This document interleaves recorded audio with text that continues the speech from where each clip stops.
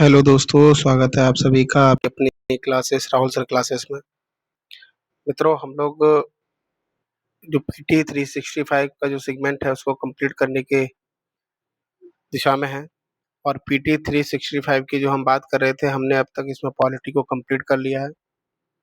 उसके बाद हमने जो स्पीसीज है यानी कि जो प्रजातियां हैं जो सुर्खियों में रही, ये इन्वायरमेंट का पार्ट था, इसको हमने कंप्लीट कर लिया है। इसी क्रम में हम कल्चर की जो क्लासेस ले रहे हैं, इस कल्चर में हमने एक क्लास आपको दे दी है। आज की ये सेकंड क्लास है। कोशिश की जाएगी कि जितना कवर हो सकेगा हम इसी में कर लेंगे।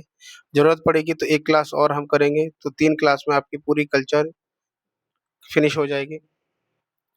ठीक है?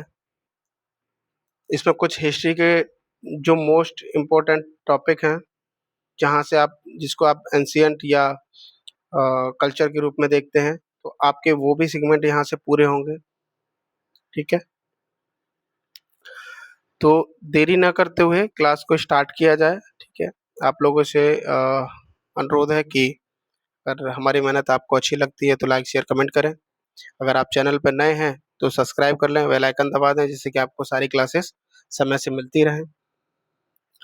तो चलिए कल्चर की तरफ जब हम बढ़ते हैं तो सबसे पहले हमने जो टॉपिक कवर कर लिए हैं, उन टॉपिक के बारे में एक नज़र डाल लेते हैं। तो सबसे पहले हमने स्थल, स्मारक और मंदिर जो टॉपिक था हमारा, वो हमने कंप्लीट किया, जिसमें आपने ये सारे टॉपिक देखे होंगे।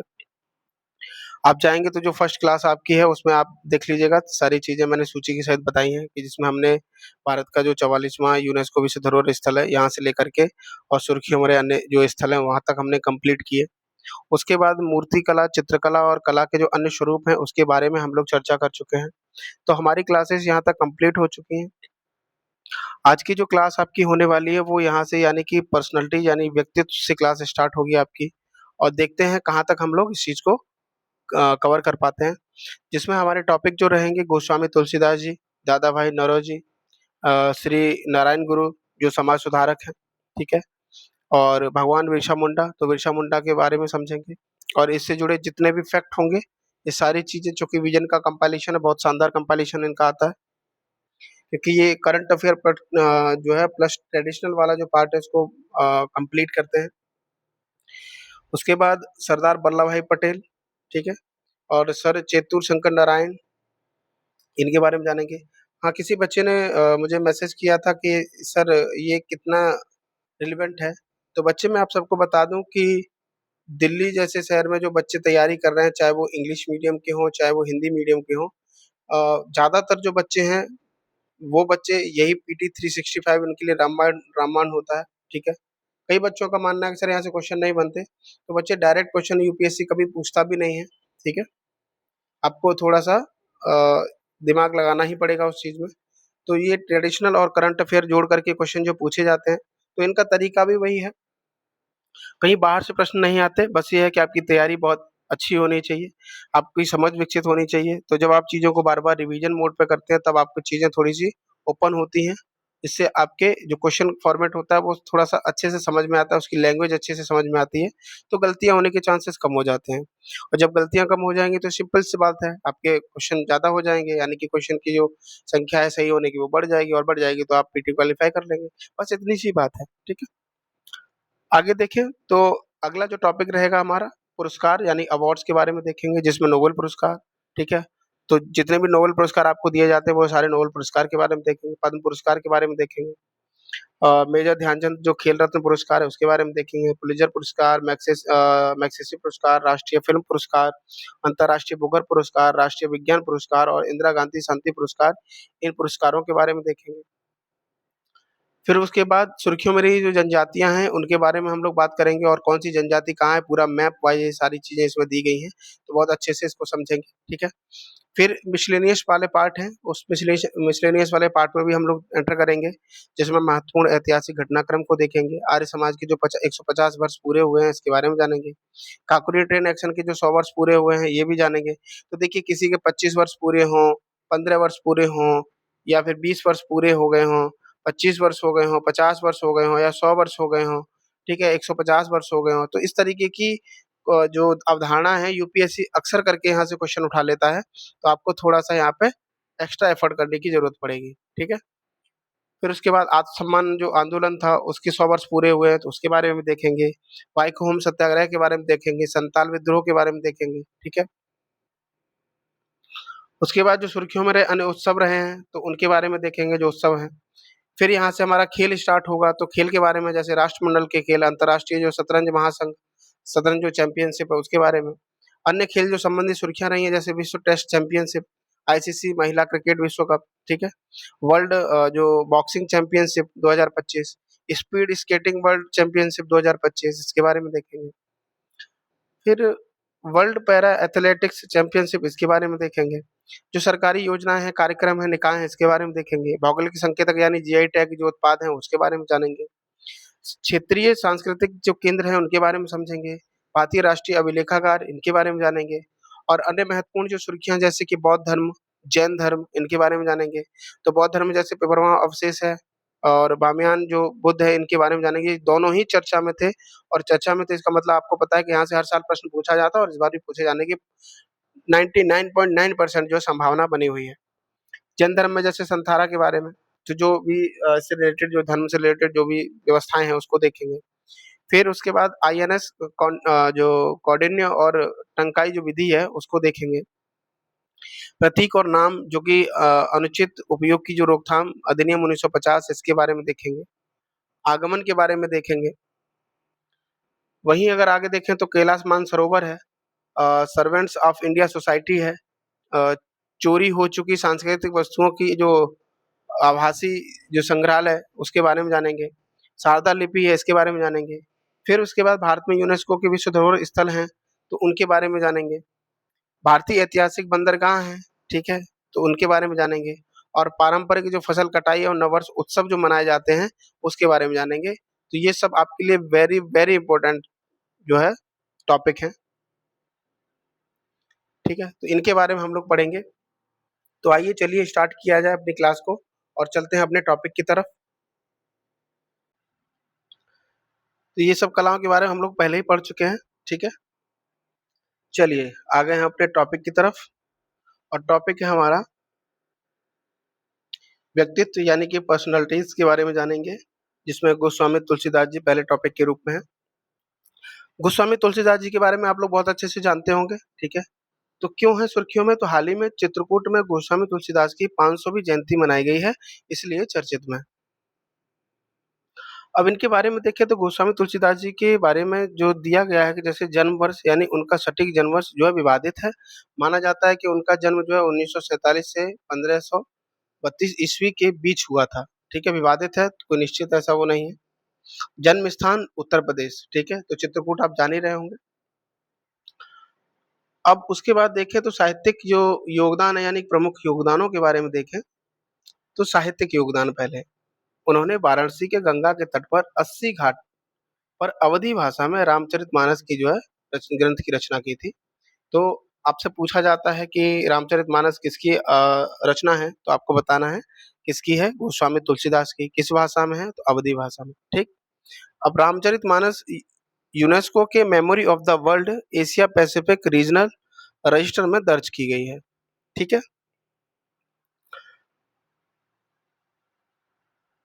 आगे देखें तो उन्होंने ब्रज भाषा में विनय पत्रिका और कवितावली की रचना की है।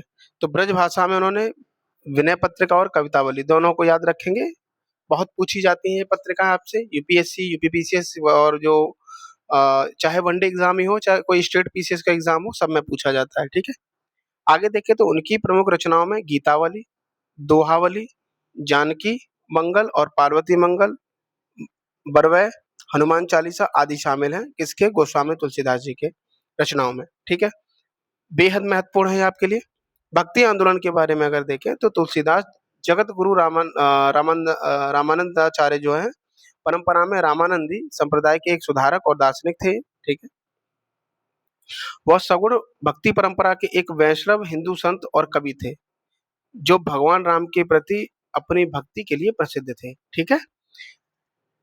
उनका यह भी मानना था कि निर्गुण यानी कि निराकार, गुणहीन और अमूर्त ईश्वर के प्रति भक्ति और सगुण भक्ति धारा एक दूसरे के विरोधी नहीं है, बल्कि वे एक दूसरे के पूरक मानते थे ये। ठीक। मंदिर निर्माण के बारे में देखें तो उन्होंने वाराणसी में भगवान हनुमान को समर्पित प्रसिद्ध संकट मोचन मंदिर जो है, इसकी स्थापना किसने की थी? तो आप देख सकते हैं रामलीला, यह तुलसीदास की रामचरितमानस पर आधारित है। रामायण का एक पारंपरिक नाट्य दर्शक, ठीक है। इसकी शुरुआत जो है तुलसीदास के शिष्यों ने उनकी मृत्यु के बाद की थी। ठीक। रामलीला यूनेस्को की मानवता की अमूर्त सांस्कृतिक विरासत की प्रतिनिधि सूची में भी शामिल है ये। ठीक है, तो ये भी आपके लिए। अब यहाँ पे गोस्वामी तुलसीदास जी की जो समकालीन है उनके बारे में बताया गया है। तो जैसे शेख अहमद सरहिंद के बारे में आप देख सकते हैं 1564 से 1624। मियाँ जो है मीर हैं, गुरु नानक हैं, मीराबाई हैं, तुकाराम है। कभी-कभी पूछ लेता है कि इनके समकालीन कौन-कौन है, ठीक है?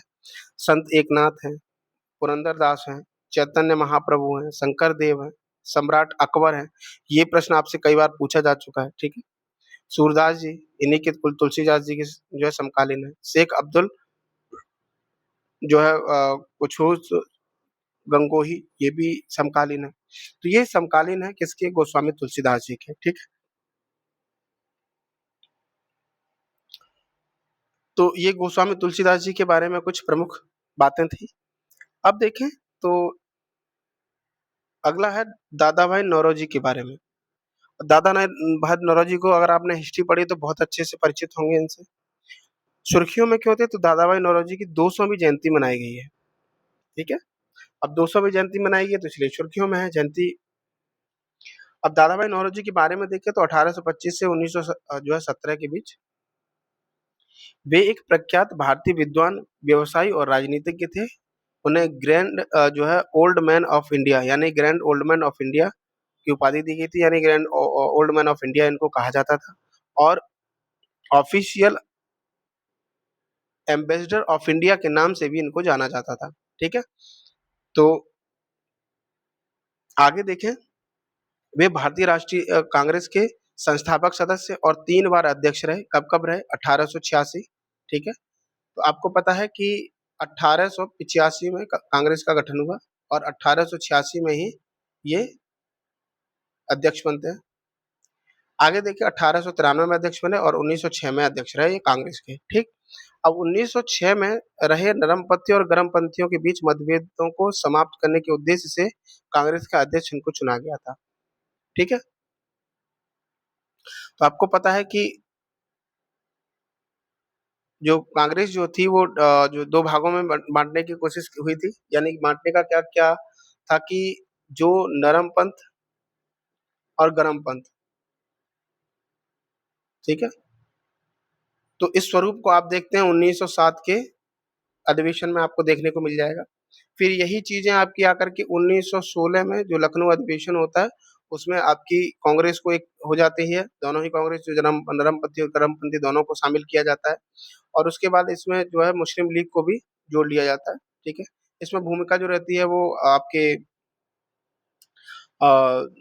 2 नाम आते हैं, जैसे पहला नाम आपका आएगा एनी बेसेंट और तिलक, ठीक है? इनकी महत्वपूर्ण भूमिका रही।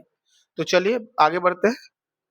वे एल्फिंस्टन कॉलेज में प्रोफेसर के पद पर नियुक्त होने वाले प्रथम भारतीय थे। उन्होंने महिला शिक्षा के प्रसार के लिए आयोजित विशेष कक्षाओं में भी पढ़ाया, ठीक है? तो ये उपलब्धियाँ हैं उनकी। आगे देखें तो 1855 में व्यावसायिक गतिविधियों के लिए लंदन चले गए, जहाँ उन्होंने यूनिवर्सिटी कॉलेज लंदन में गुजराती भाषा के प्रोफेसर के रूप में कार्य किया, ठीक है? तो उन्होंने ये भी कार्य किया। 1875 में उन्हें बॉम्बे नगर निगम का सदस्य निर्वाचित किया गया। कब? 1875 में, ठीक है? अब आगे देखें तो दादा भाई नौरोजी के प्रमुख योगदान के बारे में, जिसमें सबसे पहले समाज सुधार के बारे में देखें। समाज सुधार में देखें तो महिला को जो महिला शिक्षा है उसको बढ़ावा देना।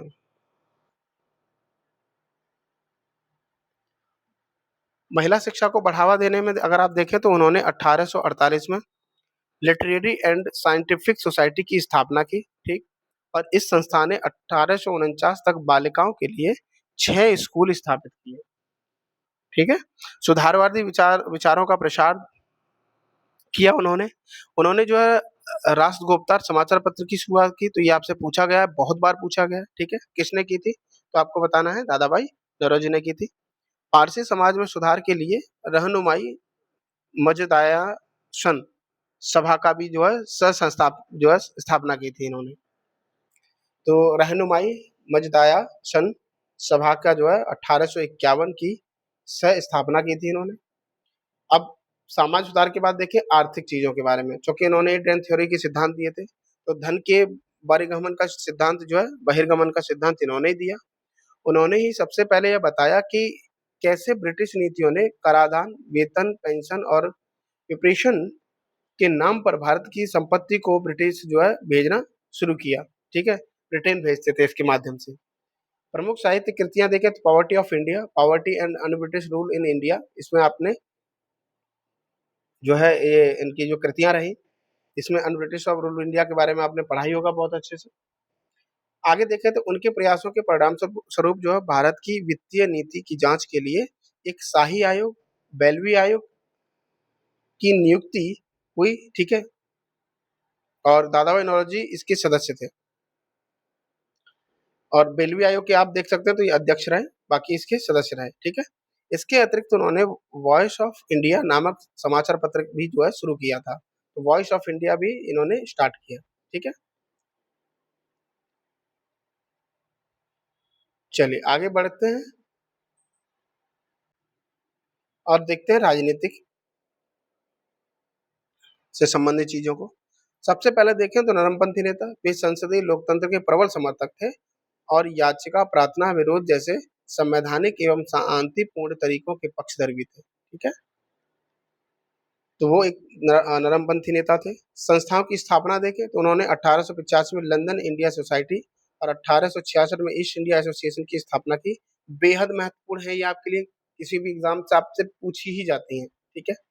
आगे देखें तो ब्रिटिश संसद में पहले भारतीय संवाद वे 1892 के आम चुनाव में फिंसबरी सेंट्रल से लिबर्टी पार्टी के लिए भी चुने गए थे, ठीक? और स्वराज की उद्घोषणा के बारे में जाने तो उन्होंने 1906 के भारतीय राष्ट्रीय कांग्रेस, ठीक है, के कलकत्ता अधिवेशन में स्वराज यानी कि स्वशासन को कांग्रेस के मुख्य राजनीतिक लक्ष्य के रूप में घोषित किया, ठीक है, 1906 में। आगे देखें तो नेतृत्व एवं मार्गदर्शन के बारे में तो नौरोजी ने बाल गंगाधर तिलक, गोपाल कृष्ण गोखले और महात्मा गांधी जैसे भविष्य के कांग्रेसी नेताओं को सलाह देने के लिए जो है महत्वपूर्ण भूमिका निभाई। शिक्षा के क्षेत्र में देखें तो प्रारंभिक शिक्षा का सार्वभौमिकरण, तो भारत में अनिवार्य प्राथमिक शिक्षा को लागू करने की दिशा में प्रथम सार्थक प्रयास दादाभाई नौरोजी ने ही किया था, ठीक है? उन्होंने ज्योतिबा फुले के साथ मिलकर के 1882 में भारतीय शिक्षा आयोग यानी कि हंटर आयोग के समक्ष 4 वर्ष की अनिवार्य प्राथमिक शिक्षा की मांग रखी थी, ठीक है? तो ज्योतिबा फुले जी को तो आप बहुत अच्छे से जानते ही होंगे, इनके बारे में तो आपको बताने की जरूरत नहीं है। अगर नहीं जानते हैं तो आज ही ये नाम तुरंत सर्च करके पढ़ डालिएगा, ठीक है? चलिए आगे देखें तो अगला टॉपिक हमारा, अगला नेम है श्री नारायण गुरु। श्री नारायण गुरु जी के बारे में हाल ही में राष्ट्रपति ने केरल में श्री नारायण गुरु के महासमाधि शताब्दी समारोह का जो है उद्घाटन किया है। अब उद्घाटन किया तो चर्चा में आ गए, अब चर्चा में आ गए तो इनके बारे में जान लेते हैं। तो श्री नारायण गुरु के बारे में 1856 से 1928 के बीच में का जीवन रहा। जन्म स्थान के बारे में देखें तो उनका जन्म जो है चेम्पाझंती नामक स्थान पर हुआ, जो वर्तमान तिरुवनंतपुरम यानी केरल के पास है, ठीक है? तिरुवनंतपुरम के पास है जो केरल में है। वे एझवा समुदाय से थे, जो उस समय केरल के जाति आधारित समाज में पिछड़ा एवं अस्पृश्य माना जाता था तथा सामाजिक अन्याय का शिकार था ये, ठीक है? वह एक संत, दार्शनिक, कवि, आध्यात्मिक नेता और समाज सुधारक थे। उन्होंने तत्कालीन जाति व्यवस्था का विरोध किया था, ठीक है? वो अपने अनुयायियों के बीच आमतौर पर गुरुदेवन के नाम से जाने जाते थे। किस नाम से? गुरुदेवन के नाम से। ये हैं आपके जगत गुरु नारायण जी, ठीक है? अब इनके प्रमुख योगदानों के बारे में देखें तो शिक्षाएं और सिद्धांत के बारे में उन्होंने आत्मबुद्ध शुद्धि, सादगी, सार्वभौमिक प्रेम पर बल दिया, ठीक है? प्रेष नहीं, प्रेम पर। तो आत्मबुद्धि, सादगी और सार्वभौमिक प्रेम पर इन्होंने बल दिया। उन्होंने सभी मनुष्यों के लिए एक जाति, एक धर्म, एक ईश्वर के सिद्धांत का समर्थन किया। उनका मानना था कि वास्तविक मुक्ति अंधविश्वास से नहीं बल्कि ज्ञान और करुणा से आती है, ठीक है? आजकल तो अंधभक्ति तो पूछो ही ना, ठीक है? खैर, मुझसे बेहतर तो आप ही समझते होंगे चीज़ों को। मैं तो तुच्छ और अज्ञानी पुरुष हूँ, है ना? चलिए, मुक्ति अंधविश्वास से नहीं बल्कि ज्ञान और करुणा से आती है, इनका मानना था। उन्होंने शिक्षा को मानव प्रगति और समृद्धि का एकमात्र साधन माना और कहा कि शिक्षा ही अंधविश्वास, भेदभाव, सामाजिक बुराइयों के उन्मूलन का सर्वोत्तम साधन है, ठीक है? इनका मानना था। उन्होंने महिलाओं के लिए समान अवसर का समर्थन किया और केरल में जगह-जगह स्कूलों की स्थापना की, ठीक है? तो ये भी एक समाज सुधारक के रूप में कार्य किया। उन्होंने 1913 में आलुवा में अद्वैत आश्रम की स्थापना की, ठीक है? यह आश्रम ओम सहोदरयम सर्वत्र यानी ईश्वर की दृष्टि में सभी मनुष्य क्या हैं? समान हैं, के सिद्धांत पर आधारित। आगे देखिए मंदिर में प्रवेश। तो उन्होंने मंदिर में प्रवेश के समान अधिकारों के लिए अरविपुरम आंदोलन की शुरुआत की, तो ये आपके लिए महत्वपूर्ण हो जाएगा। 1888 में श्री नारायण गुरु ने जो है नैयार नदी में स्नान के लिए डुबकी लगाई और एक शिवलिंग साथ लेकर बाहर निकले। यह घटना वंचित समुदायों के सशक्तिकरण का प्रतीक बनी, जिसने उन्हें पूजा करने का जो है समान अधिकार दिलाने में मदद की। ठीक है? एजवा समुदाय के बारे में देखें तो उन्होंने 1903 में एजवा समुदाय के उत्थान के लिए श्री नारायण धर्म परिपालन योगम नामक संगठन की स्थापना की, जिसका मुख्य ध्येय जो था वो इजवा समुदाय जो है सामाजिक और शैक्षणिक उत्थान करना था। ठीक है? यह आंदोलन पदानुक्रम, दुर्व्यवहार की ब्राह्मणवादी मूल्य व्यवस्था के खिलाफ विरोध की विचारधारा थी ये। ठीक है? अब वायुकोहम सत्याग्रह के बारे में देखें तो उन्होंने त्रावणकोर में मंदिर प्रवेश के लिए चलाए जा रहे वायुकोहम सत्याग्रह का समर्थन किया। ठीक है? रचनाएं देखें इनकी तो अनुकंबा दशकम ये इनकी एक रचना है। ब्रह्म विद्या पंचकम ये भी एक रचना है। ठीक है? आश्रम, भद्रकाली अष्टकम और आत्मोपदेश शतकम, अद्वैत दीपिका और देव दशकम ये इनकी रचनाएं हैं। ठीक है? चलिए अब नेक्स्ट की तरफ बढ़ते हैं। भगवान बिरसा मुंडा। बिरसा मुंडा के बारे में जाने तो क्यों है सुर्खियों में? तो हाल ही में स्वतंत्रता सेनानी और आदिवासी नेता भगवान बिरसा मुंडा की 150वीं जयंती के उपलक्ष्य में देश भर में जनजातीय गौरव दिवस जो है मनाया गया और इसलिए ये चर्चा में रहा। ठीक है? तो झारखंड के ऊपर एक शॉर्ट्स वीडियो है, उस वीडियो को आप जाकर देखेंगे तो 2 मिनट से भी कम है। उसमें सारी चीजें वहाँ की आपको बताई गई हैं, तो आप जाकर के वो भी देख लीजिएगा, आपको आनंद भी आएगा और जानकारी भी मिल जाएगी। तो भगवान बिरसा मुंडा के एक परिचय के बारे में देखें तो प्रारंभिक जीवन इनका जन्म 1875 वर्तमान झारखंड के खूंटी जिले के उलीहातू में हुआ था। ठीक है? वे छोटा नागपुर पठार क्षेत्र यानी वर्तमान झारखंड की मुंडा जनजाति से संबंधित है। कौन सी जनजाति? मुंडा, इसलिए इनको बिरसा मुंडा कहा जाता है। अब शिक्षाएं और विश्वास देखें तो एकेश्वर बाद बिरसा मुंडा ने बिर साहित्य नामक एक नए संप्रदाय की स्थापना की और केवल ईश्वर में विश्वास रखने का उपदेश ही है। केवल ईश्वर में विश्वास रखना है, अन्य किसी चीजों में नहीं, यानी कि किसी भी मीडिएटर में नहीं। जनजातीय आस्था का पुनरुत्थान के बारे में देखें तो उन्होंने ईसाई मिशनरियों के प्रभाव को खारिज कर दिया और पारंपरिक मुंडा धार्मिक प्रथाओं में सुधार करने का प्रयास किया। ठीक? नैतिक अनुशासन देखें तो उन्होंने स्वच्छता, कड़ी मेहनत, शराब से परहेज, व्यक्तिगत एवं सामाजिक जीवन में शुद्धता का जोर दिया इन्होंने। आगे देखें मृत्यु और विरासत के बारे में तो 1900 में रांची जेल में हैजा के कारण उनका निधन हुआ। ठीक है? रांची जेल में उन्हें भगवान के रूप में याद किया जाता है। उन्हें धरती आबा यानी धरती के पिता की उपाधि दी गई है। तो धरती आबा किसकी उपाधि है? बिरसा मुंडा की। उनकी विरासत के सम्मान में पूरे भारत में 15 नवंबर को जनजातीय गौरव दिवस के रूप में मनाया जाता है। तो 15 नवंबर जो है आपका कब किसके लिए मनाया जाता है? जनजाति दिवस के लिए। तो आप जैसे Jharkhand, PCS, UP, MP, Bihar, तो इसके जो भी पीसीएस के एग्जाम होते हैं, ये आपके लिए बेहद महत्वपूर्ण हो जाता है। ये सब चीजें आपसे पूछी जा सकती हैं, ठीक है, फैक्चुअल इन्फॉर्मेशन के तौर पर। चलिए, आप कहोगे कि सर ज्ञान बहुत दे रहा है आज, ठीक है, यही तो बात है, ज्ञान आप लेते ही तो नहीं हो। औपचारिक सॉरी कहाँ थे हम? हाँ, औपनिवेशिक प्रतिरोध अंग्रेजों के खिलाफ में अगर योगदान देखें, जो अंग्रेजों के खिलाफ इनका योगदान रहा, तो मुंडा विद्रोह, जैसे बिरसा मुंडा ने 1899 में उल गुलान की जो ज्वाला जगाते हुए तो महान हलचल विद्रोह आंदोलन शुरू किया, उल गुलान, ठीक है। ब्रिटिश राज के खिलाफ नारा दिया इन्होंने, अबुआ राज सेतेर जाना, महारानी राज तुंडु जाना, अर्थात रानी का शासन समाप्त हो और हमारा जो शासन स्थापित हो, ये इनका नारा था, ठीक है। बहुत टफ था, कैसे बोल लेते थे।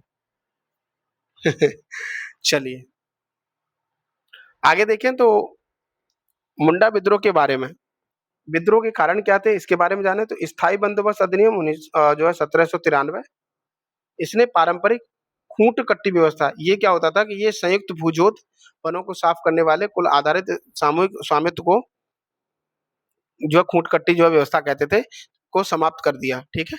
इस व्यवस्था को क्या कर दिया? समाप्त कर दिया। पारंपरिक प्रणालियों और जो है संस्थानों का पतन, पारंपरिक कुल परिषदों का जो है के स्थान पर औपनिवेशिक न्यायालय स्थापित किए गए।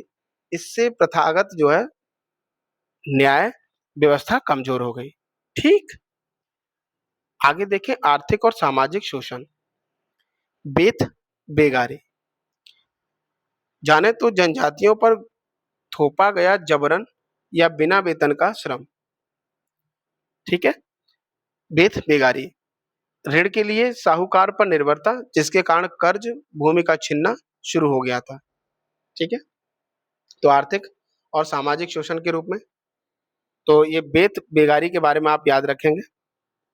चलिए विद्रोह के उद्देश्य के बारे में देखें, तो क्षेत्र में ब्रिटिश शासन को उखाड़ फेंकना और औपनिवेशिक उत्पीड़न को समाप्त करना।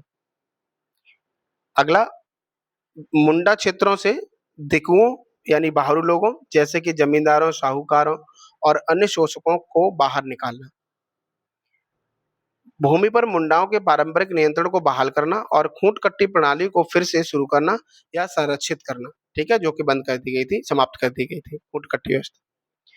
आगे देखें तो ब्रिटिश कानूनों से मुक्त यानी बिरसा राज के तहत एक स्वतंत्र मुंडा राज्य की स्थापना, ठीक है, ये विद्रोह के उद्देश्य थे। अब विद्रोह के परिणाम के बारे में जाने, तो बेगारी प्रथा की समाप्ति, इसने संगठित जबरन श्रम को कम करने में मदद की, ठीक है। छोटा नागपुर काश्तकारी अधिनियम, इस कानून ने जनजातियों की भूमि को गैर जनजातियों को हस्तांतरित करने पर रोक लगा दी और भूमि पर उनके स्वामित्व अधिकारों की रक्षा, ठीक है। तो ये था बिरसा मुंडा जी के बारे में।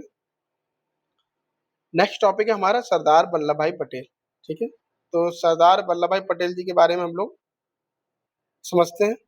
तो हाल ही में प्रधानमंत्री ने सरदार वल्लभ भाई पटेल की 150वीं जयंती पर उन्हें जो है श्रद्धांजलि अर्पित की।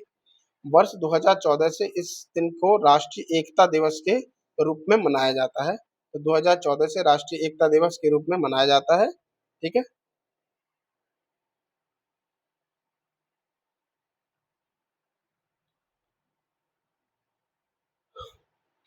अब सरदार वल्लभ भाई पटेल का जीवन परिचय को समझे, तो जन्म उनका 31 अक्टूबर 1875 को गुजरात के नडियाद में हुआ था, ठीक है।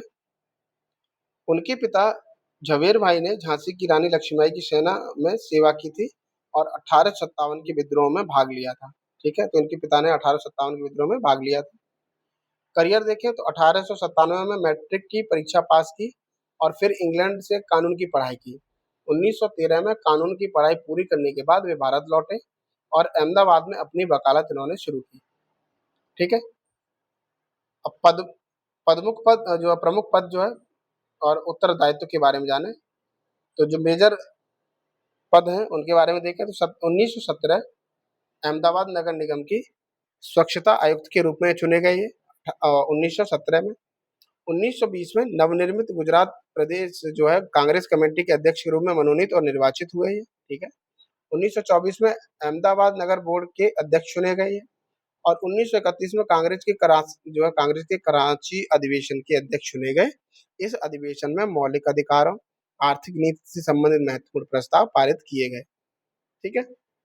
आगे देखिए संविधान सभा के बारे में, तो कांग्रेस पार्टी के टिकट पर बॉम्बे से संविधान सभा के लिए चुने गए ये, ठीक है। उन्होंने प्रांतीय संविधान समिति के अध्यक्ष के रूप में कार्य किया, जिसने प्रांतीय सरकार की प्रणाली और स्वरूप का निर्धारण किया। उन्होंने मौलिक अधिकारों, अल्पसंख्यकों, जनजाति एवं अपवर्जित क्षेत्रों पर बनी सलाहकार समिति के सदस्य के रूप में कार्य किया। सरकारों में भूमिका की बात की जाए तो अंतरिम सरकार में गृह और सूचना और प्रसारण मंत्री के रूप में इन्होंने कार्य किया। तो गृह, सूचना और प्रसारण मंत्री के रूप में इन्होंने कार्य किया। स्वतंत्र भारत की स्थिति को देखें तो स्वतंत्र भारत से के पहले गृह मंत्री और उप प्रधानमंत्री के रूप में इन्होंने सेवा दी, ठीक है। सम्मान और विरासत के बारे में जाने तो उन्हें 1951 में मरणोपरांत भारत रत्न से सम्मानित किया गया था। कब? 1991 में। एक भारत श्रेष्ठ भारत सरदार पटेल की 140वीं जयंती यानी 31 अक्टूबर 2015 के दौरान इस पहल की घोषणा की गई थी, जो एक एकीकृत भारत के उनके दृष्टिकोण को जो है साकार करती है, ठीक है। तो एक भारत श्रेष्ठ भारत 140वीं जयंती कब? 31 अक्टूबर 2015। स्टैच्यू ऑफ यूनिटी यानी सरदार पटेल के सम्मान में 2018 में गुजरात के केवड़िया में इसका उद्घाटन किया गया। स्टैच्यू ऑफ जो यूनिटी के बारे में जान सकते हैं आप। आगे देखें तो सरदार वल्लभ भाई पटेल के प्रमुख योगदान।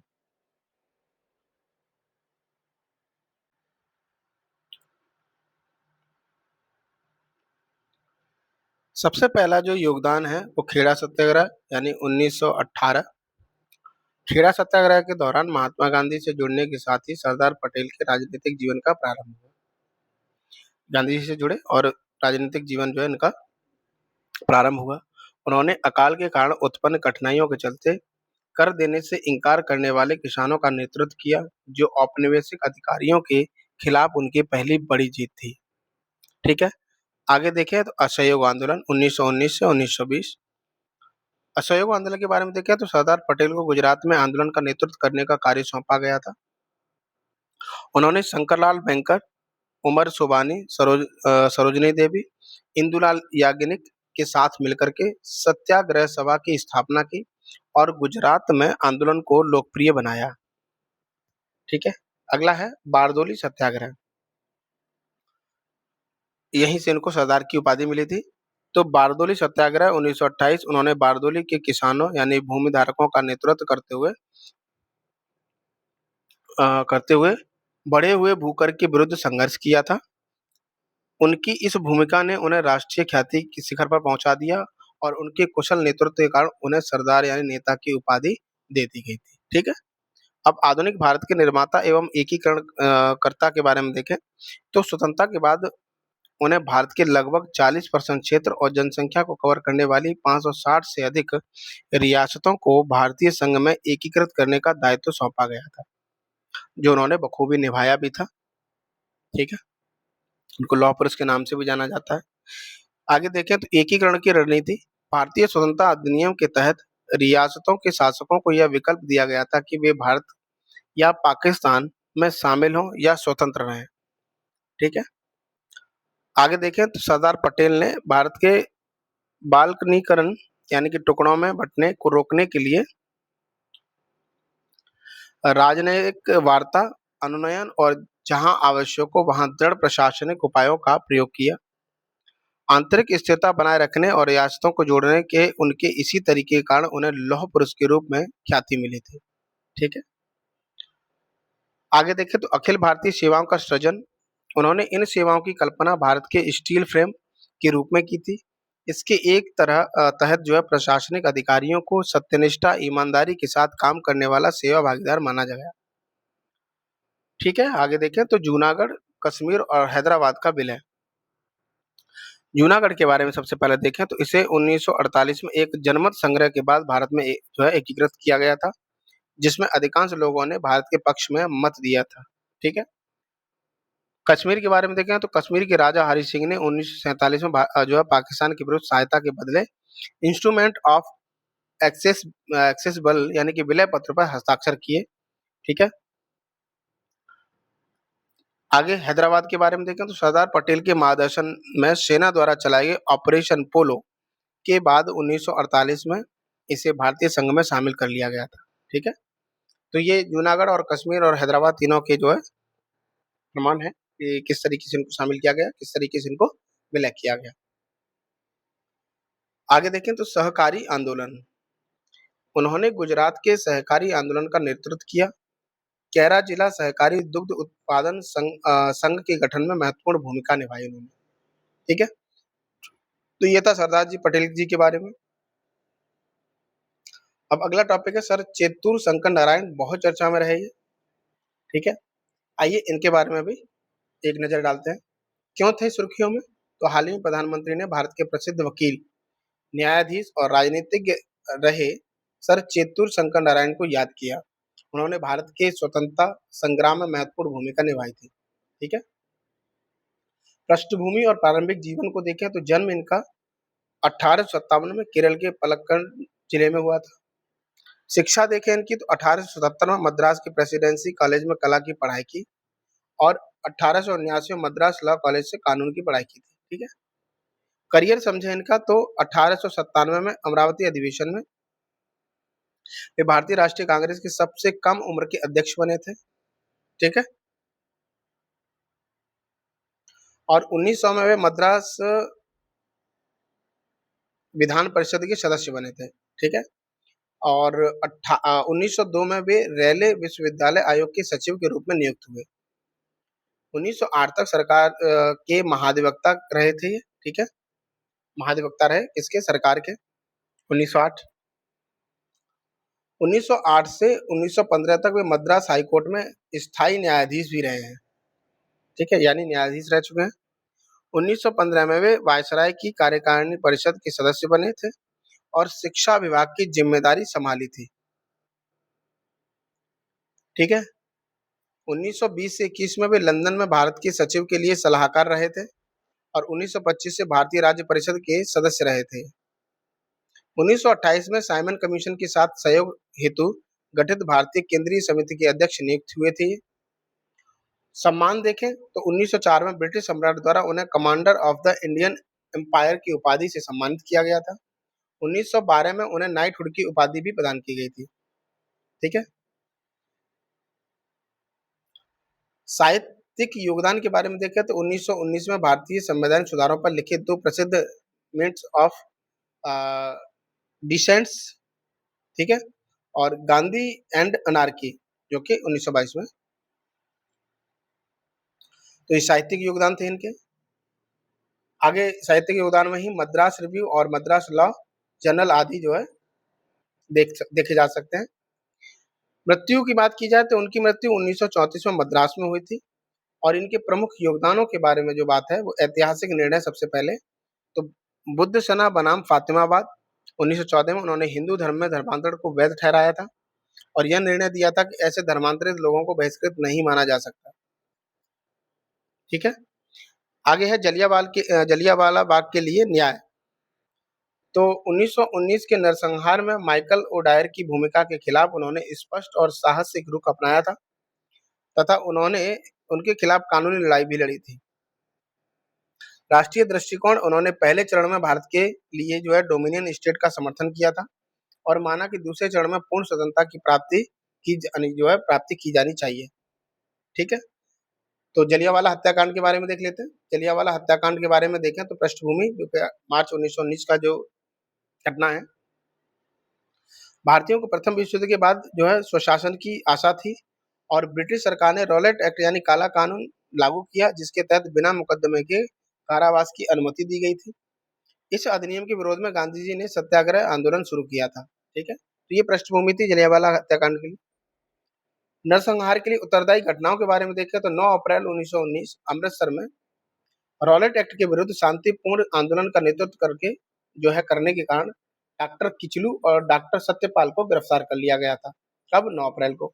10 अप्रैल 1919 उनकी रिहाई की मांग को लेकर के प्रदर्शनकारी मार्च निकालने लगे।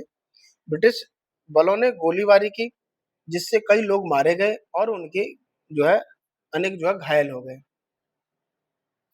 बहुत तगड़ा नरसंहार किया गया था ये, ठीक है। तो नरसंहार के बारे में जाने तो 13 अप्रैल 1919 ब्रिगेडियर जनरल डायर द्वारा सभा पर रोक लगाने के आदेश के बावजूद बैसाखी के दिन लोग जलियांवाला बाग में एकत्रित हुए थे। यहाँ दो प्रस्तावों पर चर्चा होनी थी। इनमें से एक प्रस्ताव 10 अप्रैल को हुई गोलीबारी का निंदा करने वाला था और दूसरा प्रस्ताव अधिकारियों से अपने नेताओं को रिहा करने का अनुरोध करने वाला था, ठीक है। अब आगे देखें तो जनरल डायर ने बिना किसी पूर्व चेतावनी के सैनिकों की भीड़ पर गोली चलाने का आदेश दे दिया, जिससे कई निर्दोष मारे गए, ठीक है। बहुत लोगों की हत्या की गई थी, काफी निंदनीय था ये।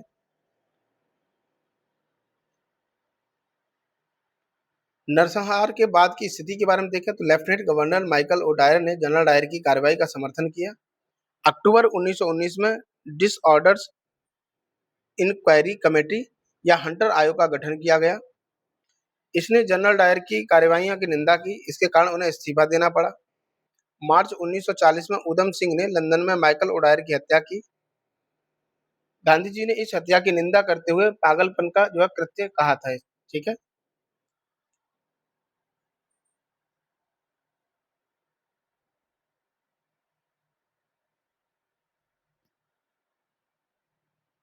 चलिए आगे देखते हैं।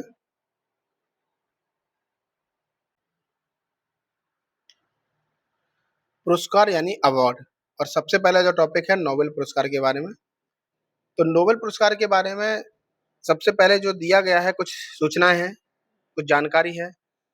तो नोबेल पुरस्कार के बारे में देखें तो एक अंतर्राष्ट्रीय पुरस्कार है जिसका स्वीडन के स्टॉकहोम स्थित नोबेल फाउंडेशन द्वारा प्रशासनिक जो है किया जाता है इसको, तथा अल्फ्रेड नोबेल 1895 की वसीयत पर आधारित है ये। बहुत प्रॉपर्टी थी इनके पास, ठीक है। उसी में से जो है इनको ये धनराशि दी जाती है। आगे समझते हैं इसको नोबेल पुरस्कार के बारे में। तो जो श्रेणियां हैं उनके बारे में देखें तो जो नोबेल पुरस्कार दिया जाता है भौतिकी के क्षेत्र में, रसायन विज्ञान के क्षेत्र में, अर्थशास्त्र के क्षेत्र में, साहित्य के क्षेत्र में, चिकित्सा और शरीर विज्ञान के क्षेत्र में और शांति के क्षेत्र में, ठीक है। तो ये 6 श्रेणियां हैं जिसमें आपको नोबेल पुरस्कार दिया जाता है। पुरस्कार प्रदान करने वाली संस्था के बारे में देखें तो royal Swedish academy of sciences, जो कि आपकी भौतिकी और रसायन और शास्त्र के बारे में जो है। बाकी साहित्य के बारे में स्वीडिश अकेडमी स्टॉकहोम स्वीडन, चिकित्सा और शरीर विज्ञान के मामले में जो संस्था है स्वीडन के स्टॉकहोम की कैरोलिंस्का इंस्टीट्यूट स्थित नोबेल असेंबली, और शांति के मामले में नॉर्वेजियन नोबेल एकेडमी, ठीक है। तो ये पुरस्कार जो प्रदान करने वाली संस्था है। विजेताओं को प्राप्त पुरस्कार के बारे में देखें तो नोबेल डिप्लोमा एक अनूठी कलाकृति, एक नोबेल पदक और 10 मिलियन जो है स्वीडिश क्रोना की नकद राशि, ये पुरस्कार दिया जाता है। नोबेल का जो शांति पुरस्कार है 2025 का, इसको अगर देखें आप तो 2025 में शांति का जो पुरस्कार है वो मारिया कोरेना मचाडो को दिया गया। यह पुरस्कार वेनेजुएला में तानाशाही से लोकतंत्र की ओर न्याय संगत एवं शांतिपूर्ण बदलाव हेतु उनके संघर्ष के लिए दिया गया था, ठीक है। अन्य संबंधित तथ्यों को देखें तो बाद में वेनेजुएला के विपक्षी नेता मारिया कोरेना मचाडो ने अपना नोबेल शांति पुरस्कार पदक अमेरिकी राष्ट्रपति को देने पर सहमति जताई थी, ठीक है। शांति जो नोबेल शांति पुरस्कार के बारे में अगर आप देखें तो पुरस्कार उस व्यक्ति को दिया जाता है जिसने राष्ट्रों के बीच भाईचारे के लिए, स्थायी सेनाओं का उन्मूलन कमी के लिए तथा शांति सम्मेलन के आयोजन और प्रचार के लिए सबसे अधिक या सर्वश्रेष्ठ कार्य किया हो, ठीक है। अल्फ्रेड नोबेल की वसीयत के अनुसार मानदंड देखें द्वितीय विश्व युद्ध के बाद से यह पुरस्कार मुख्यतः 4 क्षेत्रों में किए गए प्रयासों में सम्मान में दिया जाता है। शस्त्र नियंत्रण और निरस्त्रीकरण, शांति वार्ताएं, लोकतंत्र और मानवाधिकार तथा असंगठित क्षेत्र शांतिपूर्ण विश्व के निर्माण की दिशा में कार्य। ये 4 श्रेणियां हैं जिसमें ये दिया जाता है। आगे समझे तो 21वीं सदी में मानव निर्मित जलवायु परिवर्तन से होने वाले नुकसान को सीमित करने, पर्यावरण को होने वाले खतरे में निपटने के प्रयासों को भी इस पुरस्कार में प्रासंगिक माना जाता है, ठीक है। पुरस्कार में शामिल एक पदक, एक डिप्लोमा, एक धनराशि वर्तमान में 11 मिलियन स्वीडिश क्रोनर जो है दिए जाते हैं। पदक जो है वर्तमान में 18 कैरेट सोने का होता है, जिसका वजन 196 ग्राम और व्यास जो है 6.6 सेंटीमीटर का होता है। ठीक है। पुरस्कार और पदक की जो हस्तांतरणीयता के बारे में जाने तो पुरस्कार की अंतिमता एक बार घोषित होने के बाद इसे न तो वापस लिया जा सकता है, न साझा किया जा सकता है और न ही स्थानांतरित किया जा सकता है। यह निर्णय अंतिम होता है और सदैव मान्य रहता है। ठीक है। पद की हस्तांतरणीयता के बारे में जाने तो जबकि सम्मान और उपाधि हस्तांतरणीय होते हैं, पद को उपहार में दिया जा सकता है, उधार दिया जा सकता है या किसी अन्य द्वारा प्रदर्शित किया जा सकता है। ठीक है। पदक उदाहरण जैसे दामित्री मुराटोव के पदक की नीलामी 100 मिलियन अमेरिकी डॉलर से अधिक में की गई, जिसका उपयोग यूक्रेन युद्ध से प्रभावित शरणार्थियों की सहायता के लिए किया गया था। ठीक है। चलिए, शांति के नोबेल पुरस्कार विजेता भारतीय नागरिक जो रहे हैं मदर टेरेसा और कैलाश सत्यार्थी। मदर टेरेसा 1779 में इनको मिला था और कैलाश सत्यार्थी को 2014 में मिला था। साहित्य का नोबेल पुरस्कार। साहित्य का नोबेल पुरस्कार के बारे में देखें तो 2025 का साहित्य का नोबेल पुरस्कार हंगेरियन लेखक लास्लो क्रास्नाहोई रकाई, पता नहीं क्या नाम है। ठीक है। आप देख लीजिएगा, को दिया गया है। ठीक है। बस इतना याद रखिएगा, जो हंगेरिया के लेखक है लास्लो।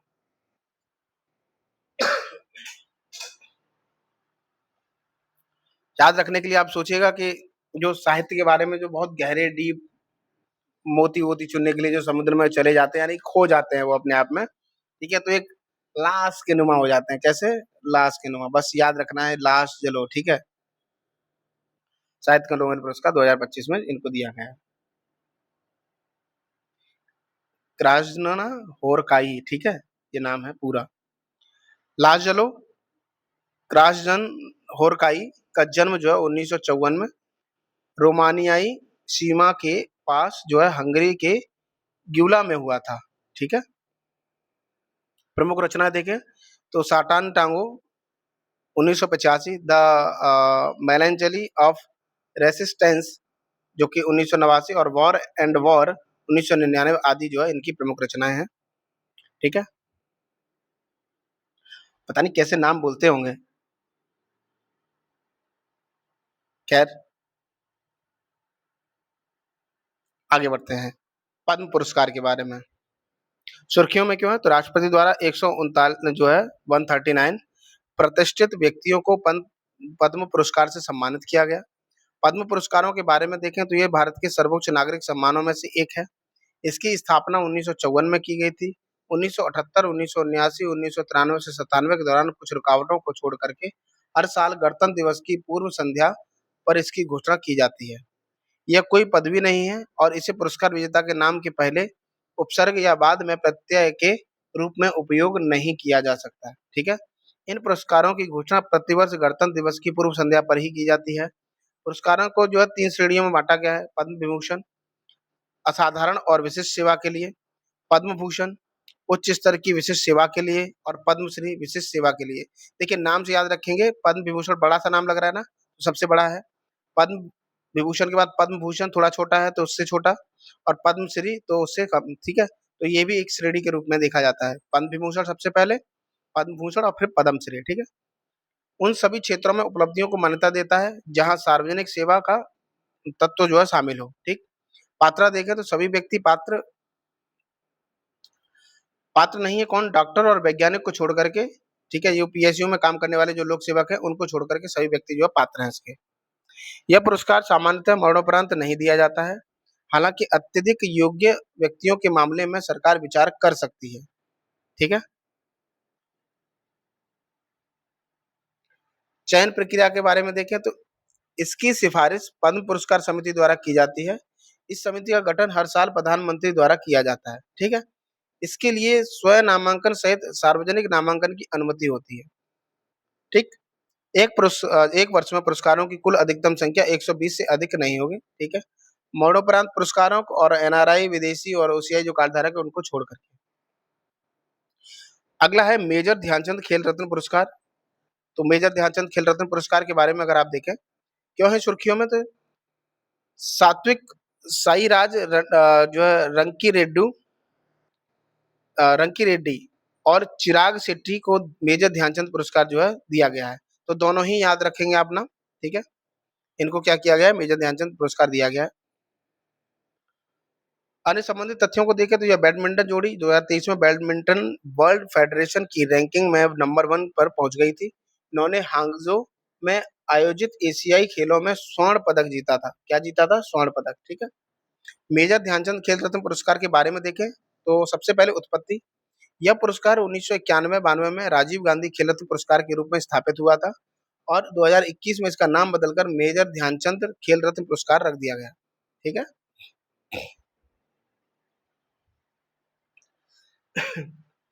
इसे भारत का सर्वोच्च खेल सम्मान माना जाता है। उद्देश्य, यह पुरस्कार किसी खिलाड़ी द्वारा पिछले 4 वर्षों में किए गए सर्वश्रेष्ठ जो है प्रदर्शन को मान्यता देने के लिए दिया जाता है।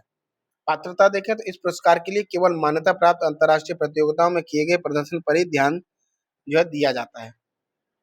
पुरस्कार के बारे में देखें तो 25 लाख रुपए नकद पुरस्कार, पदक और एक सम्मान प्रमाण पत्र जो है दिया जाता है। पुरस्कारों की संख्या के बारे में देखें तो आमतौर पर एक वर्ष में प्रत्येक खेल विद्या में एक पुरस्कार दिया जाता है। असाधारण परिस्थितियों में इसमें बदलाव हो सकता है, कोई ऐसी बात नहीं, ठीक है। आगे देखें पुलित्जर पुरस्कार। तो पुलित्जर पुरस्कार के बारे में देखें, क्यों है सुर्खियों में, तो 2025 में पत्रकारिता इसी के लिए दिया जाता है। तो पत्रकारिता के लिए न्यूयॉर्क टाइम्स ने 4 पुलित्जर पुरस्कार और द न्यू यॉर्कर के ने 3 पुरस्कार जीते हैं, ठीक है। न्यूयॉर्क टाइम ने 4 और द न्यू यॉर्कर ने 3 पुरस्कार जीते हैं। पुलित्जर पुरस्कार के बारे में देखें तो यह पुरस्कारों का एक प्रतिष्ठित समूह है। पुलित्जर पुरस्कार हर साल न्यूयॉर्क शहर की कोलंबिया यूनिवर्सिटी द्वारा जो है दिया जाता है। इसकी शुरुआत जो है जोसेफ पुलित्जर ने की थी, जो एक हंगेरियन अमेरिकन पत्रकार और समाचार जो है प्रकाशक थे। उनकी मृत्यु के बाद 1911 में उनकी संपत्ति का यह हिस्सा कोलंबिया यूनिवर्सिटी को जो है दिया गया, ठीक है। यह पुरस्कार पत्रकारिता, साहित्य और संगीत के क्षेत्र में उत्कृष्ट उपलब्धियों के लिए दिया जाता है। इसे पहली बार 1917 में प्रदान किया गया था, ठीक है। चलिए मैग्सेसे पुरस्कार के बारे में देखें, सुर्खियों में क्यों है, तो एनजीओ एजुकेट गर्ल्स ने 2025 का रेमन मैग्सेसे पुरस्कार जीता है। एजुकेट गर्ल्स यह पुरस्कार जीतने वाला भारत का पहला संगठन है, ठीक है। याद रखेंगे, एजुकेट गर्ल्स जो एक एनजीओ है उसने ये पुरस्कार जीता है। तो रेमन मैग्सेसे पुरस्कार की स्थापना 1997 में 1957 में हुई थी। इसके बारे में अगर देखें तो पहला पुरस्कार यह 1958 में दिया गया था। इसे एशिया का सर्वोच्च सम्मान और एशिया का नोबेल पुरस्कार भी माना जाता है, ठीक है। कब दिया जाता है, तो ये प्रतिवर्ष दिया जाता है। आगे देखें तो ये फिलीपींस के पूर्व राष्ट्रपति रेमन मैग्सेसे की स्मृति में और उनके नेतृत्व कौशल के सम्मान में दिया जाता है। मान्यता और सम्मान के बारे में देखें तो यह पुरस्कार एशिया के उन व्यक्तियों और संगठनों को दिया जाता है जिन्होंने निर्जाति, पंथ, जेंडर, राष्ट्रीयता की सीमा के परे जाकर के किसी सार्वजनिक मान्यता की अपेक्षा रखे बिना उदारता पूर्वक शब्दों की मदद जो है दूसरों की मदद की हो, ठीक है। राष्ट्रीय फिल्म पुरस्कार, चलिए आइए एक नजर इस पर भी डालते हैं। सुर्खियों में क्यों है, तो हाल ही में विविध श्रेणियों में 71वें राष्ट्रीय फिल्म पुरस्कार की घोषणा की गई। और राष्ट्रीय फिल्म पुरस्कार के बारे में देखें तो सबसे पहले स्थापना भारत का जो है स्थापना के बारे में देखें तो भारत सरकार द्वारा 1954 में गठित हुआ। प्रदानकर्ता के बारे में देखें तो भारत के राष्ट्रपति द्वारा वार्षिक रूप से प्रदान किया जाता है। पुरस्कार जो वर्ग है वो फीचर फिल्म, गैर फीचर फिल्म, सिनेमा, सर्वश्रेष्ठ लेखन, दादा साहेब फाल्के पुरस्कार, ठीक है। दादा साहेब फाल्के अवार्ड के बारे में अगर आप देखें तो भारतीय सिनेमा का यह सर्वोच्च सम्मान है, दादा साहेब फाल्के पुरस्कार। तो उन व्यक्तियों को दिया जाता है जिन्होंने इसके विकास, उन्नति में उल्लेखनीय योगदान किया हो। भारत सरकार ने इस पुरस्कार की स्थापना वर्ष 1969 में दादा साहेब फाल्के की जो स्मृति में की थी। और दादा साहेब फाल्के ने राजा हरिश्चंद्र जो कि 1913 का निर्देशन किया था, जिसे भारत की पहली फीचर फिल्म माना जाता है, राजा हरिश्चंद्र, ठीक है। पुरस्कार के अंतर्गत एक स्वर्ण कमल पदक, एक शॉल और 10 लाख रुपए की नगद राशि जो है दी जाती है। श्रेणियां देखें तो इसमें श्रेष्ठ फीचर फिल्म, जो श्रेष्ठ निर्देशन, श्रेष्ठ अभिनेता व अभिनेत्री, श्रेष्ठ सिनेमेटोग्राफी, श्रेष्ठ स्क्रीन प्ले, श्रेष्ठ संगीत निर्देशन जैसी प्रमुख श्रेणियां शामिल हैं। ठीक है, और आप जाकर के इसी चैनल पे आपको जो शॉर्ट्स वीडियो है उसमें आपको ये वीडियो मिल जाएगी जिसको ये दादा साहब फाल्के पुरस्कार इस बार प्रदान किया गया है। ठीक है,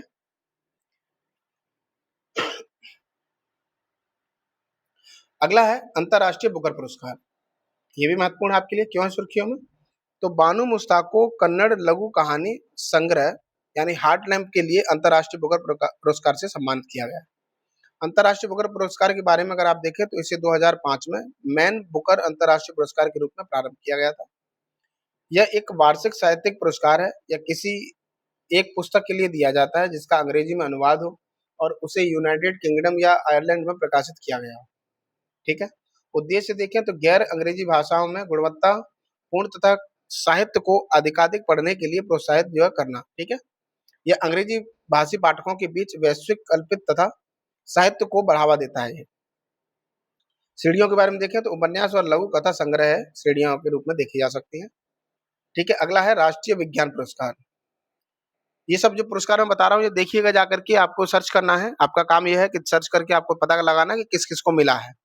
ठीक है, राष्ट्रीय विज्ञान पुरस्कार के बारे में तो क्यों सुर्खियों में? सरकार ने राष्ट्रीय विज्ञान पुरस्कार 2025 की घोषणा की। यह विज्ञान प्रौद्योगिकी यानी कि यह विज्ञान प्रौद्योगिकी और प्रौद्योगिकी आधारित नवाचार के विविध क्षेत्रों में वैज्ञानिकों, प्रयोगविदों एवं नव प्रवर्तकों द्वारा किए गए उत्कृष्ट प्रेरणादायक योगदान के लिए सर्वोच्च सम्मान है ये।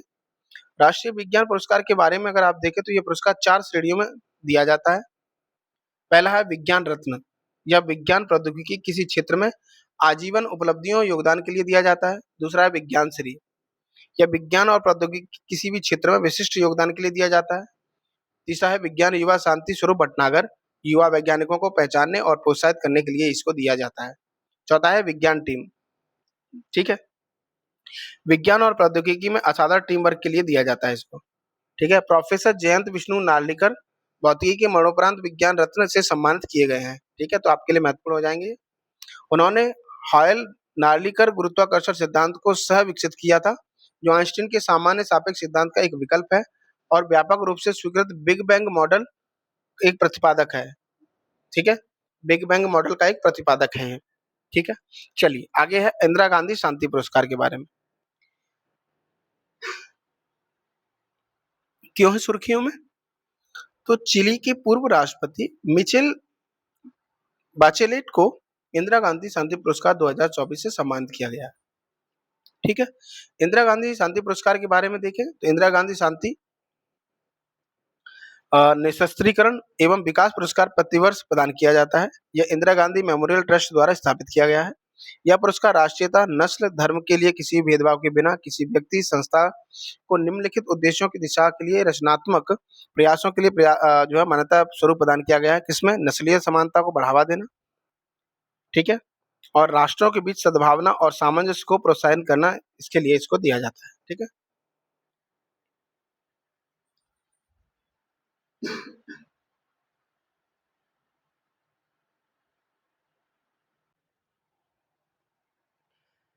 बढ़ते हैं नेक्स्ट टॉपिक की तरफ, जो कि सुर्खियों में रही जनजातियों के बारे में है। अब सुर्खियों में रही जनजातियों के बारे में देखें तो सबसे पहले ये जान लीजिए कि कौन कौन सी जनजाति कहाँ पाई जा रही है। ये मैप के माध्यम से दिया गया है। तो हट्टी जनजाति जो चर्चा में रही, ये कहाँ पाई जाती है? तो ये आपके हिमाचल प्रदेश और उत्तराखंड दोनों क्षेत्रों में आपकी पाई जाती है हट्टी जनजाति। ठीक है, वहीं अगर आप देखें तो मोरन जनजाति, ये कहाँ पे पाई जाती है? असम में पाई जाती है आपके मोरन जनजाति। कोच या राजबोंदी समुदाय के बारे में देखें तो असम और पश्चिम बंगाल दोनों में पाई जाती है।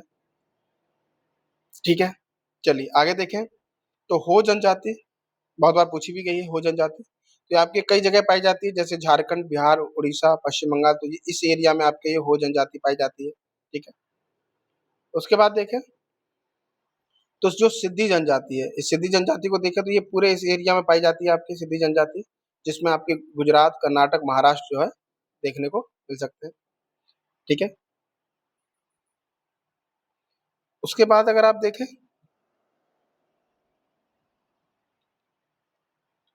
तो जेनु कुरुबा जनजाति के बारे में, तो ये देखिए आपको जेनु कुरुबा जनजाति जो है कर्नाटक, केरल और तमिलनाडु वाले क्षेत्र में। वहीं सेंटिनली जो है सेंटिनरी जनजाति जो है ये आपके अंडमान निकोबार द्वीप समूह में आपके पाई जाती है, ठीक है। तो ये जनजातियां हैं जो प्रमुख चर्चा में रही हैं। आइए एक एक करके इनको जनजातियों को देख लेते हैं। तो सबसे पहले हट्टी जनजाति के बारे में। हट्टी जनजाति के बारे में जाने तो हाँ,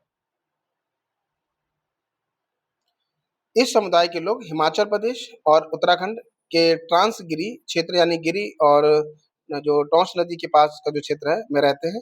इस समुदाय के लोगों के जो आपस में घनिष्ठ संबंध होते हैं, ठीक है। तो ये आप जनजाति देख सकते हैं, हट्टी जनजाति। फिर मैं आपसे कहूंगा, मैं प्रचार नहीं कर रहा लेकिन आपको बस इतना कह रहा हूँ कि जो स्टेट वाइज जो है शॉर्ट्स बने हुए हैं, इन शॉर्ट्स को जाकर के आप देखेंगे तो जो स्टेट वाइज बने हुए हैं एआई के आधारित, बहुत शानदार तरीके से आपको हर चीज के बारे में उस क्षेत्र के बारे में बताया गया है, ठीक है।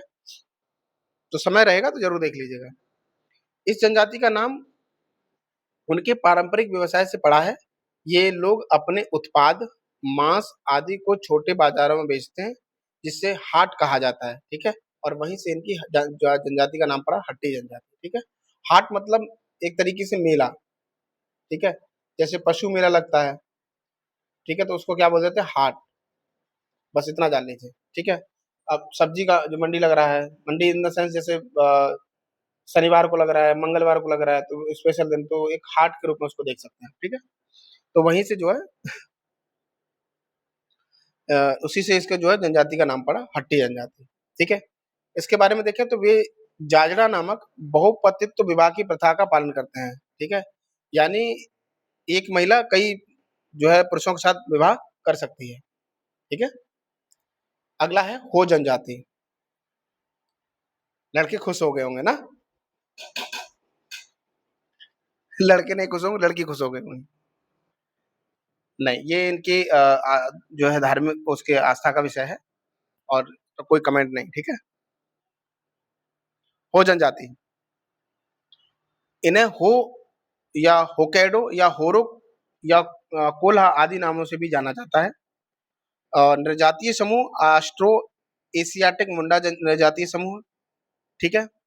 और प्राप्ति क्षेत्र के बारे में देखें तो झारखंड के कोलाहन और जो क्षेत्र है कोलाहन वाले और उड़ीसा में ये मुख्य रूप से पाई जाती है। साथ ही ये पश्चिम बंगाल, बिहार, बांग्लादेश और नेपाल में भी इसकी जो है आबादी प्राप्त होती है। तो ये आप देख सकते हैं हो जनजाति के बारे में। पारंपरिक मुंडा या मान की व्यवस्था में निम्नलिखित शामिल हैं, कौन-कौन? तो मुंडा यानी कि वंशानुगत ग्राम प्रधान, जो गांव स्तर पर सामाजिक राजनीतिक विवादों का समाधान करता है, मुंडा, ठीक है। और मानकी यानी कि क्षेत्रीय प्रधान, जो मुंडा के स्तर पर अनुसूचित विवादों का समाधान करता है, ठीक है। तो मुंडा और मानकी के रूप में आप देख सकते हैं व्यवस्था को। चलिए आगे देखें तो जेनु कुरुबा जनजाति। जेनु कुरुबा जनजाति की भौगोलिक स्थिति के बारे में देखें तो ये हाड़ी नामक छोटी बस्तियों में रहते हैं जो एक मुख्य रूप से कर्नाटक, केरल और तमिलनाडु में स्थित है, ठीक है। ये है आपकी जेनु कुरुबा जनजाति।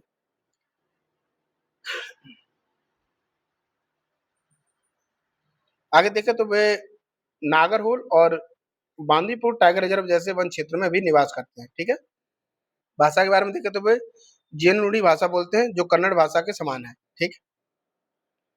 आगे है सेंटिनलीज जनजाति, जो कि आपके अंडमान निकोबार द्वीप समूह में पाई जाती है। तो सेंटिनलीज द्वीप, जो कि सेंटिनल द्वीप अंडमान और निकोबार द्वीप समूह का हिस्सा है।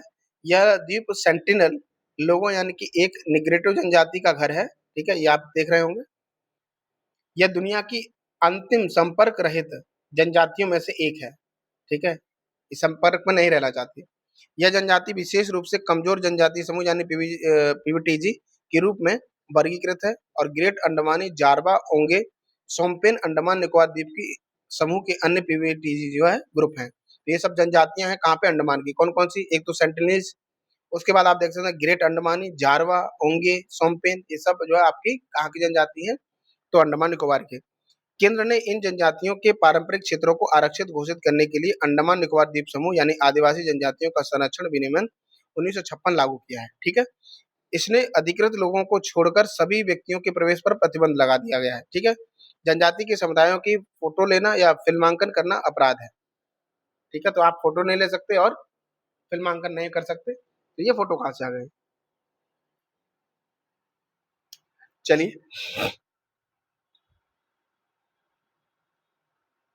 अगला है कोच राजबोंदी समुदाय। पृष्ठभूमि देखें तो उनका संबंध कामत साम्राज्य, ये कोच राजवंश द्वारा शासित से जुड़ा है, जिसमें वर्तमान असम, पश्चिम बंगाल, नेपाल, बांग्लादेश के जो हिस्से शामिल हैं। ठीक है? पाल राजवंश के पतन के बाद 13वीं शताब्दी में पुराने कामरूप साम्राज्य के पश्चिमी भाग में कामत साम्राज्य का उद्भव हुआ। भाषा के बारे में देखें तो राजवंशी या राजवंशी, जिसे कामतपुरी के नाम से भी जाना जाता है, जिसके लगभग 1 करोड़ बोलने वाले हैं, जिसको लगभग 1 करोड़ लोग बोलने वाले हैं। 2001 की जनगणना के अनुसार ये डेटा है। ठीक है? सांस्कृतिक प्रथाएं में देखें तो वे पहले जीववाद का पालन करते थे, लेकिन बाद में उन्होंने हिंदू धर्म को अपना लिया। कुछ अल्पसंख्यक व ईसाई धर्म को भी मानते हैं। ठीक है? चलिए, अगला है सिद्दी जनजाति। सिद्दी जनजाति के बारे में देखें तो इन्हें हप्सी या बादशाह के नाम से भी जाना जाता है। ठीक है? ये है सिद्दी जनजाति। यह एक अफ्रीकी भारतीय आदिवासी समुदाय है, जिनके बारे में माना जाता है कि वे पूर्वी अफ्रीका से प्रवास करके आए हैं। ठीक है? अवस्थिति देखें तो भारत का पश्चिम तट अर्थात गुजरात, कर्नाटक और महाराष्ट्र वाला जो क्षेत्र है। ठीक है? व्यवसाय देखें तो पारंपरिक रूप से शिकारी और संग्राहक थे। अब अधिकांशतः कृषि मजदूर और दिहाड़ी मजदूरी करते हैं ये। ठीक है? ऐसा माना जाता है कि वो पहली बार 7वीं शताब्दी में अरब व्यापारियों के साथ तथा 16वीं शताब्दी में पुर्तगालियों और अंग्रेजों के साथ ज्यादातर गुलामों के रूप में भारत आए थे। ठीक है? वर्तमान में ये केंद्र सरकार द्वारा अनुसूचित जनजाति के रूप में मान्यता प्राप्त है। ठीक है? आगे मोरन जनजाति। मोरन जनजाति के बारे में देखें, ये है आपकी मोरन जनजाति। उत्पत्ति और इतिहास के बारे में की जाए तो ये असम की देशज जनजाति है, जिसे इस क्षेत्र के सबसे पुराने आदिवासी समूह में से एक माना जाता है। ठीक है? यह समुदाय 18वीं शताब्दी में अहोम साम्राज्य के खिलाफ मोआ मोरिया विद्रोह का नेतृत्व करने के लिए भी जाने जाते हैं। ठीक है? सांस्कृतिक पहचान के बारे में बात की जाए तो मोरन समुदाय के लोग पहले अपनी खुद की भाषा बोलते थे, जो दिमासा भाषा से मिलती-जुलती थी, लेकिन वर्तमान में मुख्य रूप से असमिया भाषा बोलते हैं। ठीक है?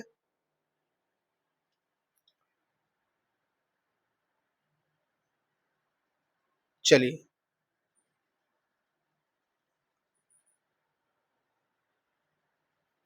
अब अगला जो टॉपिक रहेगा वो है विविध यानी कि मिसलेनियस वाला पार्ट। तो इसको हम अगली क्लास में कंप्लीट कर लेंगे, है ना? तो ये वाली क्लास आज हम यहीं ऑफ करेंगे और अगली क्लास में आपसे ये जो जितना बचा हुआ टॉपिक है वो सारा हम क्या करेंगे, कवर कर लेंगे, जितना भी बचा हुआ है। ठीक है? तो चलिए फिर मिलेंगे आपसे अगली क्लास में, तब तक के लिए आप सभी को नमस्कार, बाय।